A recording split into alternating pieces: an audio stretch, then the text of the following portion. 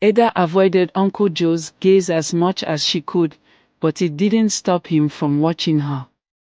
His presence felt like a shadow that stretched over every corner of the house. She tried to disappear into her chores, scrubbing the floors until her fingers hurt, or fetching water from the well even when it wasn't needed. Anything to stay out of his way. But no matter how hard she tried, she couldn't outrun him. One evening, while her mother was at the market, Ada heard the floor creak behind her. Her heart raced as she turned and saw him standing there, his face calm but his eyes cold. "Come here," he said, his voice low. Ada froze, her body trembling. "I need to finish the dishes," she mumbled, hoping he'd leave her alone.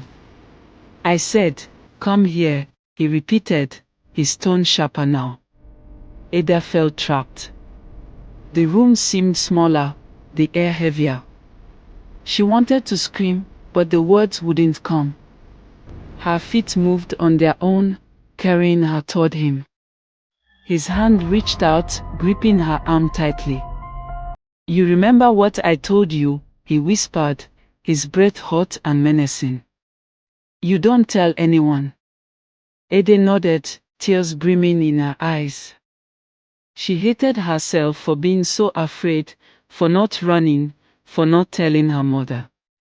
But fear was a chain, and Uncle Joe held the key. The days turned into weeks, and Ada's silence became a part of her.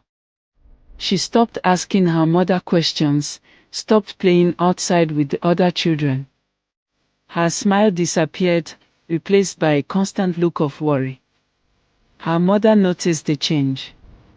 "Ada, what's wrong?" she asked one afternoon, kneeling beside her. "Nothing, Mama," Ada replied quickly, forcing a smile. "I'm just tired." Her mother studied her for a moment but didn't press further. She had her own burdens to carry and couldn't see the shadow that loomed over her daughter. One day, at the village well, Ada overheard two women talking. "That man, Joe," one of them said, her voice low. "I've heard things about him. Bad things." "What kind of things?" the other woman asked. Ada's heart pounded as she leaned closer, pretending to fill her water pot. "They say he left his first wife in the city," the woman continued. "She just disappeared one day, and no one knows what happened to her." Ada's hands shook, water spilling over the edge of her pot. She wanted to ask more, to know if the stories were true, but she didn't dare. She carried the heavy pot home, her mind racing with questions she couldn't answer.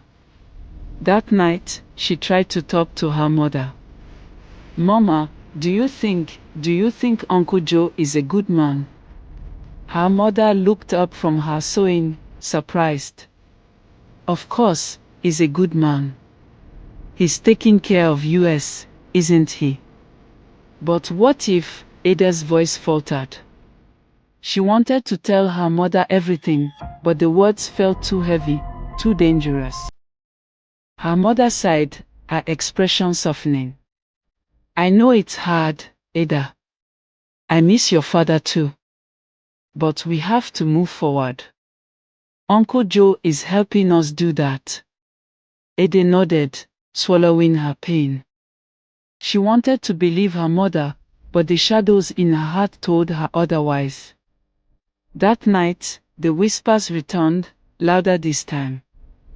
"Don't tell," they seemed to say, echoing in her mind like a cruel chant. Ada buried her face in her pillow, her tears soaking the fabric. She prayed again, but her words felt small, lost in the darkness around her. She didn't know how much longer she could endure the silence.